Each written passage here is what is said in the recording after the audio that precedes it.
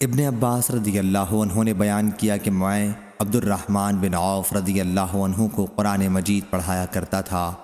جب وہ آخری حج آیا جو عمر رضی اللہ عنہ نے کیا تھا تو عبد الرحمن رضی اللہ عنہ نے منا میں مجھ سے کہا، کاش تم امیر المومنین رضی اللہ عنہ کو آج دیکھتے۔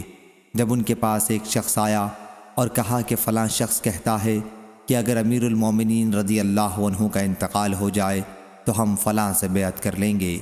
یہ سن کر عمر رضی اللہ عنہ نے کہا کہ میں آج سے پہر کو کھڑے ہو کر لوگوں کو خطبہ سناؤں گا اور ان کو ڈراؤں گا جو عام مسلمانوں کے حق کو غصب کرنا چاہتے ہیں اور خود اپنی رائے سے امیر منتخب کرنے کا ارادہ رکھتے ہیں۔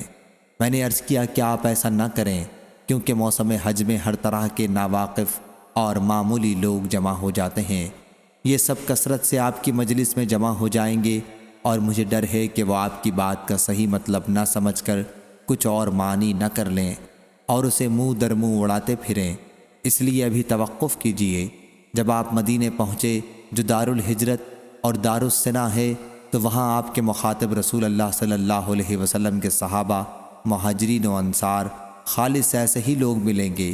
وہ آپ کی بات کو یاد رکھیں گے اور اس کا مطلب بھی ٹھیک بیان کریں گے۔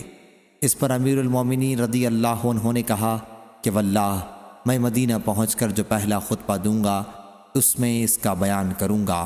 ابن عباس رضی اللہ عنہ نے بیان کیا کہ پھر ہم مدینہ آئے تو حضرت عمر رضی اللہ عنہ جمعہ کے دن دوپہر ڈھلے برآمد ہوئے اور خطبہ سنایا۔